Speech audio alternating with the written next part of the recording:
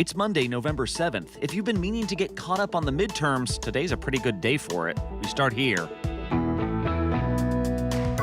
How many of you think Washington's getting it wrong? With Election Day finally on the horizon, Republicans see a red wave coming. Negative feelings towards the party that's in power are better at motivating voters. Our team at 538 tells us what they're watching for. Sources say it's no longer an issue of if Donald Trump runs again, but when. I will very, very, very probably do it again, okay? Very. Why the former president could be planning an announcement as soon as a week from now. And she says she was lucky to have abortion medication on hand, but the FDA says this is exactly what not to do. They buy them up from these generic pharmacies in Russia, China, Vietnam. The market for abortion pills is exploding, so what does it mean for women in post-Roe America? From ABC News, this is Start Here. I'm Brad Milkey.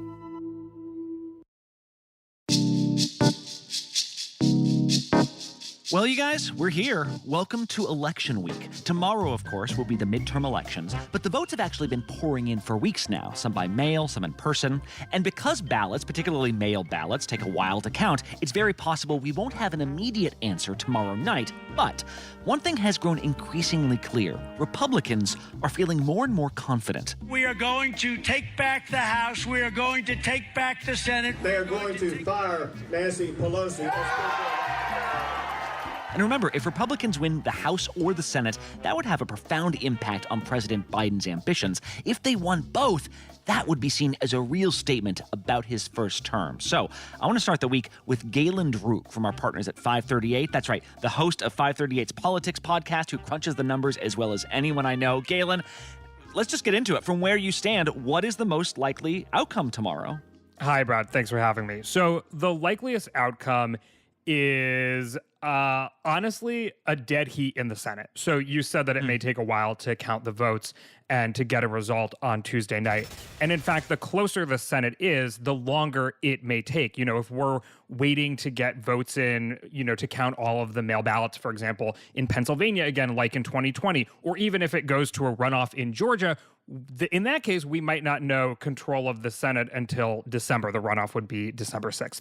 So honestly, at this point, it's hard to say that the Senate could be any closer. You know, there are 8 Senate races where the polling average is 4 points or less of a margin between the two candidates. And on average, you know, polling error across decades of midterms, we see that the polling error is about 5 or 6 points in the Senate. So really, those 8 races, which are like Nevada, Pennsylvania. And I have a continuous struggle trying to figure out why Washington keeps getting it wrong. How many of you think Washington's getting it wrong? I had a stroke, I got knocked down, but I got back up.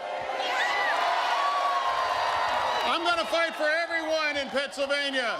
Georgia, Arizona, Wisconsin, New Hampshire, you know, those races, it's kind of like anyone could win, really. Herschel Walker is not ready. He's not ready. It's amazing. The Democrats are going crazy right now, aren't they? They're going crazy. They're coming after me with everything right now.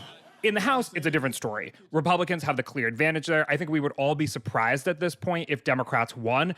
But honestly, in the Senate, it's hard to have a closer race at this point. Well, and according to the 538 model, like that you guys, this model that kind of takes a look at all the political environments and all the polling that we've got our fingers on, like kind of put that all into these percentage forecasts that you guys use.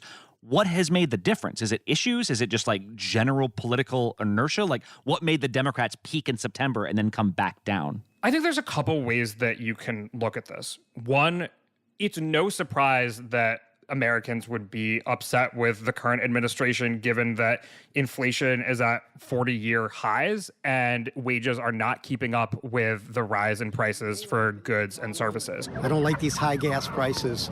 I don't like the high food prices. And I feel that our legislation has a lot to do with it. Quite literally, their purchasing power each month is deteriorating. And voters have said throughout this entire cycle that that's their number one issue. You know, the American Rescue Plan was a good plan. They went too far. And so as the sort of immediacy of Dobbs begins to fade, other issues are coming to the fore, and voters have been frustrated with the issue of inflation. for a long time. I think the other thing to think about is that when your party is out of power, you're motivated by sort of frustration and anger at the party that is in power. I believe in Trump. We had a great economy. We had a great border. We had it good with him. And what happened? I have no idea. And those emotions are a lot better at getting folks to turn out to vote than, say, satisfaction or happiness or whatever, I like this right? guy okay, but not so. He's not my favorite ever. Like, that's not a great way to drive people. I need to go to the polls. Right, exactly. Do we love President Trump, Pennsylvania? Look at 2018. It was animosity towards Trump that drove a massive blue wave. I mean, Democrats won the House popular vote in 2018 by 9 points when the economy was doing really well. It was a massive backlash to Trump. And so oftentimes those sort of negative feelings towards the party that's in power are better at motivating voters. Now, look, Democrats are still frustrated with Republicans. What was the major issue for you in deciding who you're going to vote for this election? Well, the major thing was voting against Trump and all his minions. And the Dobbs decision was a big win for Republicans. So that was motivating Democrats in a sort of backlash style that you might have seen in 2018. I feel that a woman should be able to make that choice between her and her doctor. Men run the world. So things and issues of a woman's body is not of a man's concern because they don't know what's going on. Which is why, at the end of the day, I don't think we're going to see a Republican blowout like we might have seen without the Dobbs decision. This is ultimately close. Last question. Tomorrow night, what are you going to be looking for as polls close? Like, are you going to have any sense before 2 a.m. like what is happening, and what are the sort of clues you look for when you watch an election night? Oh boy, I hope so. But, I'm going to keep drinking coffee all night long nonetheless. So what we want to start getting a sense of is, are the polls accurate, right? The polls are never perfect. We shouldn't expect them to be. Like I said, the average polling error is 5 to 6 points. So folks, please don't freak out when the results are not exactly the average.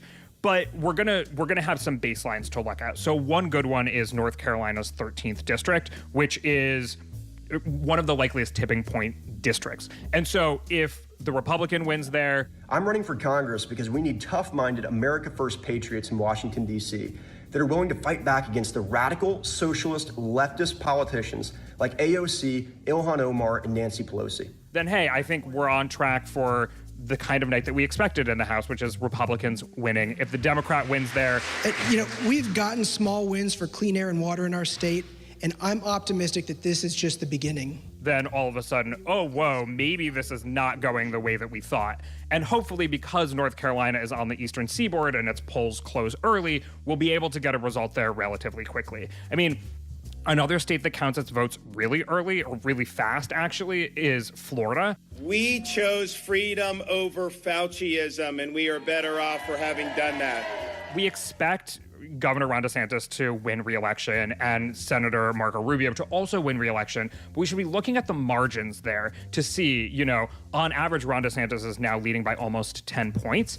Is he actually winning by 5 points? Okay, well then maybe the polls are overestimating Republicans. Is he actually, winning by 15 points? Okay, then maybe the polls are overestimating Democrats. Yes, the North Carolina 13th. That's always the one I forget to keep my eye. This is why Galen Druke is Galen Druke. Galen, thanks a lot for the preview. Absolutely, anytime. And, I'll probably catch you over at in the radio studio drinking lots of coffee on election night, so make sure to say hi. That's correct. All right, thanks a lot.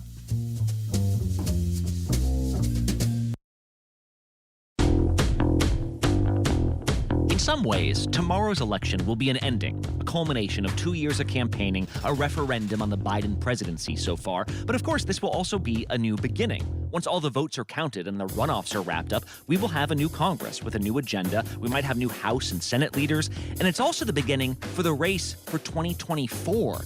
You might be thinking, geez, Brad, let us breathe for a second. You can't be skipping ahead 2 years. But I'm not being hyperbolic about this, because we've just now learned in the last few days that former President Donald Trump is indeed contemplating a comeback, and that could come just days after these midterms. John Santucci is the executive editor of ABC's investigative unit. He's been talking to his sources in Trump world. And John, what are they telling you? Is he definitely running? All systems point to a third run for the White House for former President Trump. Sources we've been talking to, Brad, say this could come as soon as November 14th. So a little less than a week after the polls close, we could see Donald Trump come to a stage, a microphone. There's all different scenarios being talked about right now. Is it a rally? Is it a press conference? Is it in Florida? Brad, someone apparently even suggested, why don't we go back to Trump Tower and go down the escalator? Because that worked well the first time. So, hey, let's try it again for round 3. But it is real. Donald Trump feels, I did it the first time, I can do it again. And if he runs a binary choice election, he certainly can prevail. The team is forming around the former president. It's very different than what you saw in 2020 from what we believe it'll look like. It's going to be smaller, more nimble. We've also heard they've had a tough time recruiting people to join Team Trump. If Donald Trump is the Republican nominee for president in 2024, will you vote for him?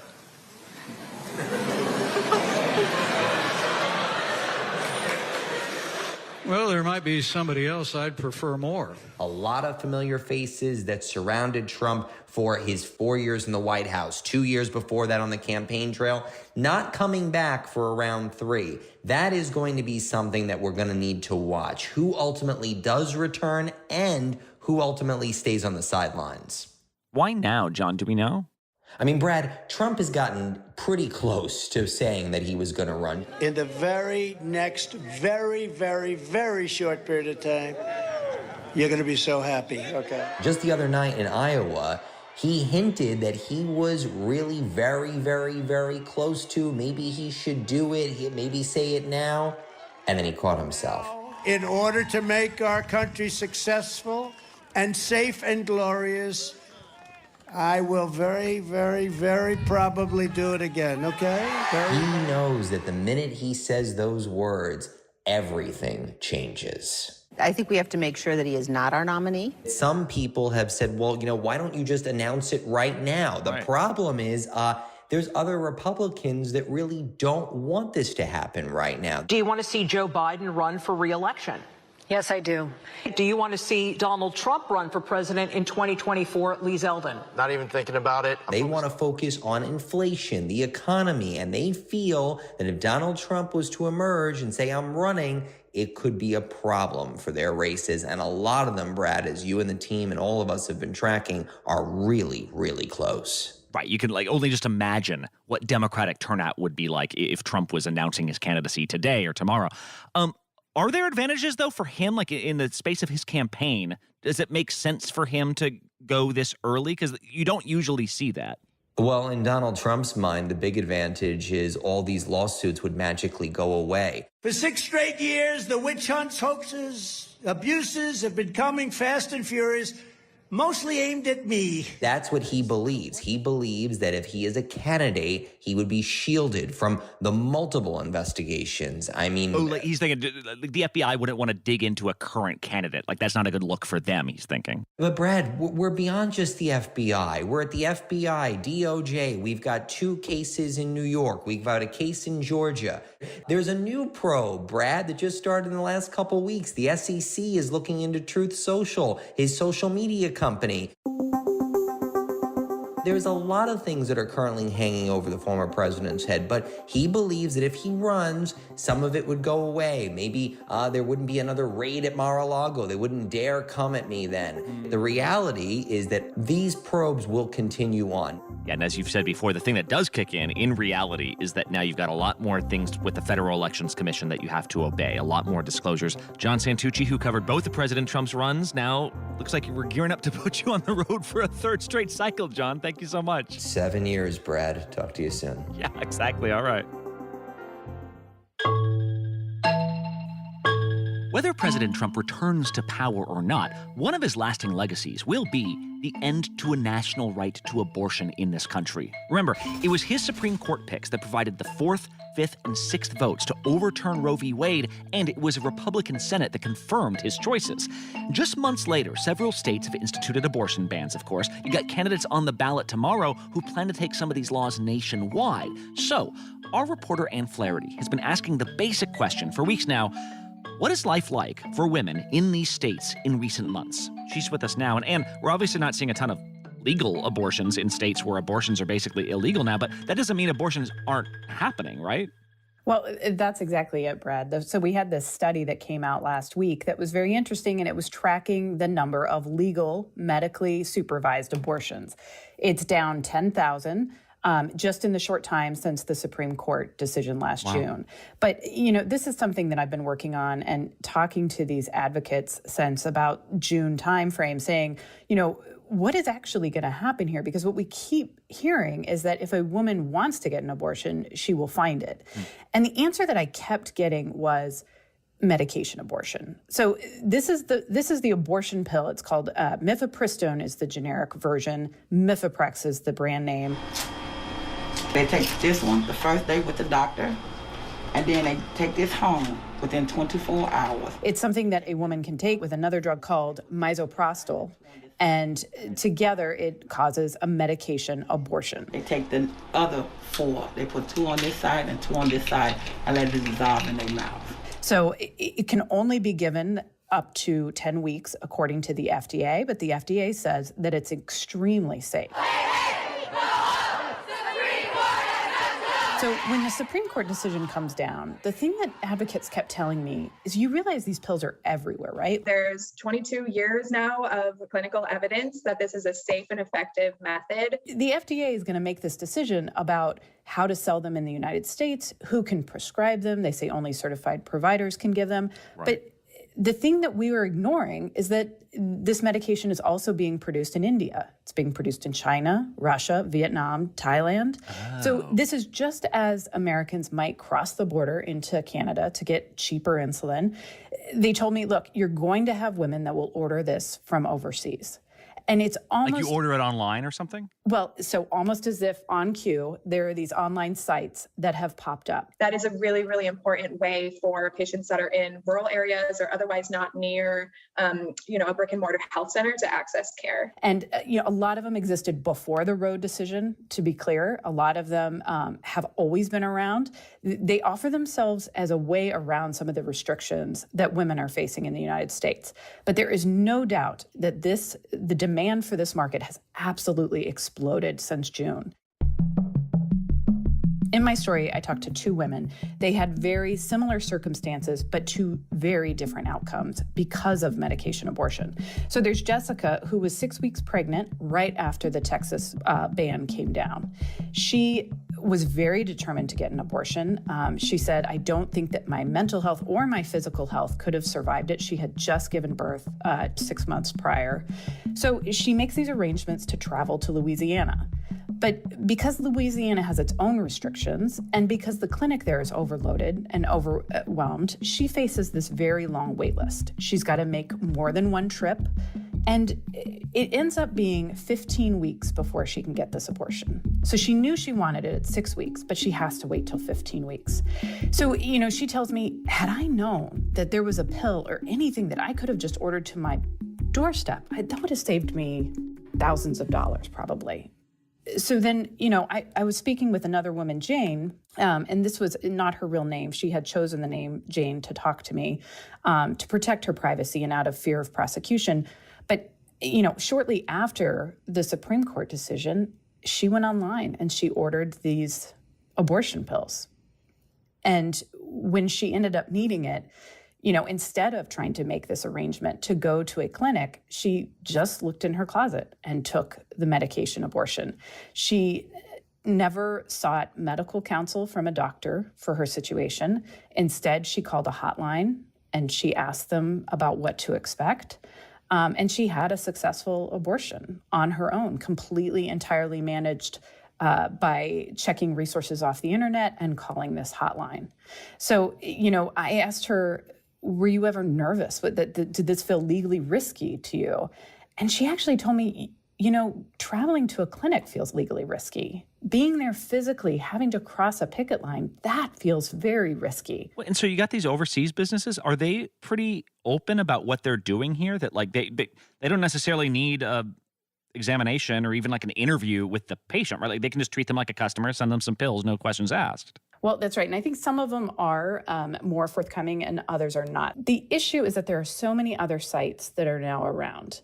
I did speak with one. They are based in Kazakhstan, and they say that they use these pills, the same ones that they get, in their family planning clinics there. What they do is they buy them up from these generic pharmacies in Russia, China, Vietnam, and then they sell them at a markup for 30% higher, and they ship them to the United States.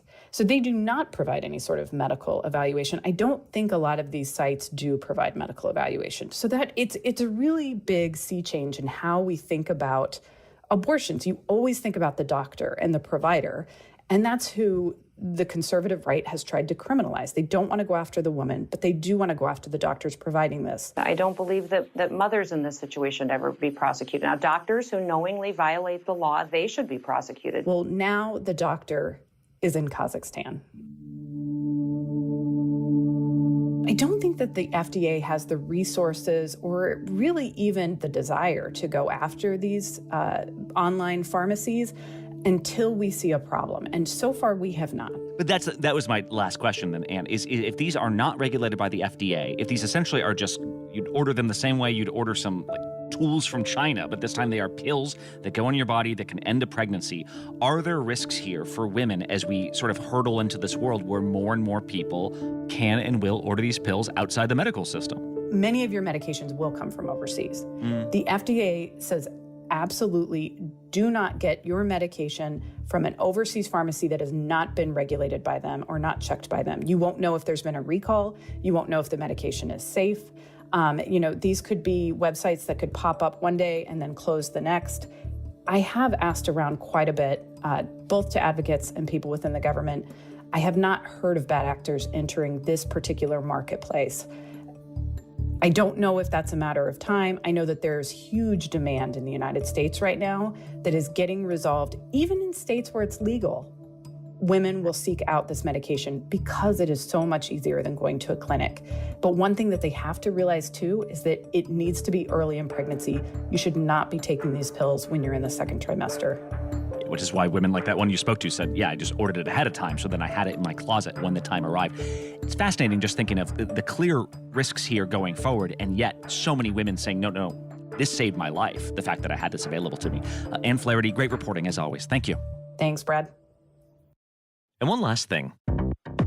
We got America's monthly jobs report last Friday, and once again, it was better than expected. We were expecting 205,000 jobs added. We got 261,000. However, that government survey represented last month, not this month, and whoever conducted it didn't talk to many Twitter employees. Some of them hopped on and posted, quote, well, my entire team just got locked out, officially an ex-tweep. It's been a wild ride. Hashtag one team. Elon Musk, the new owner of Twitter, did as promised on Friday and laid off a huge amount of his new workforce.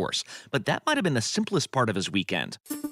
So if you're payment verified with a blue checkmark, then you're prioritized. Remember how Musk wanted to completely revamp what a verification checkmark means on the site? Well, this weekend, Twitter rolled out an update to the app that promised to allow users to buy a checkmark for $8 a month that will elevate their tweets over others. And you'll get a lot more than just a blue checkmark for $8 a month, because now we can afford long-form video, long audio, podcasts. People have been expressing concerns about the change for days, to which Musk kept replying to them, that's cool, it'll still be $8. One of the concerns was that with no verification parameters, couldn't someone just pay $8 to spew misinformation to promote that? His response was, complain all you want, it'll still cost $8.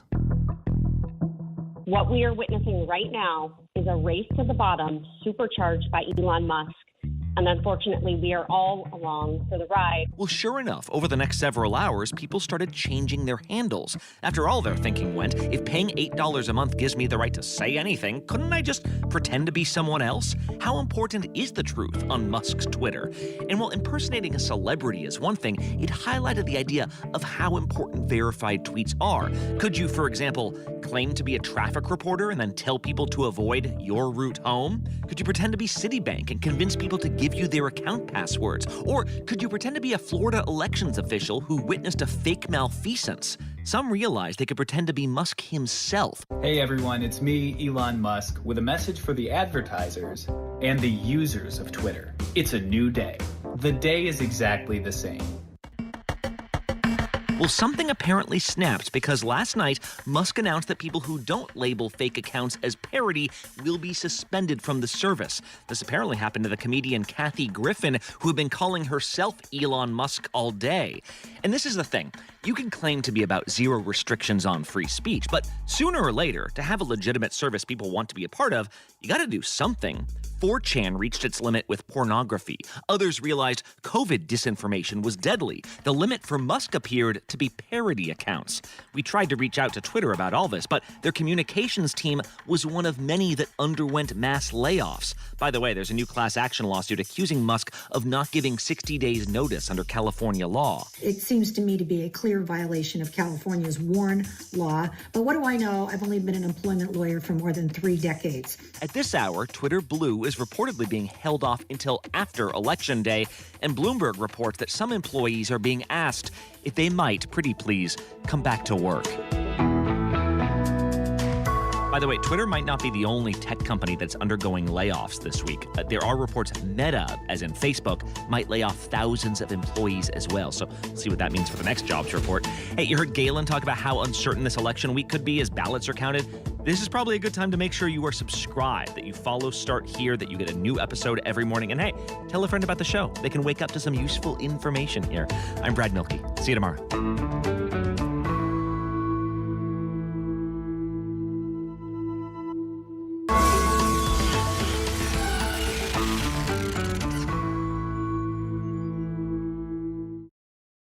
From America's #1 news source comes the all-new ABC News app. Breaking news, incredible video, faster, smarter. And it can customize to you and your interests. If you love being in the know, you're gonna love this. Experience what all the buzz is about. Experience the all-new ABC News.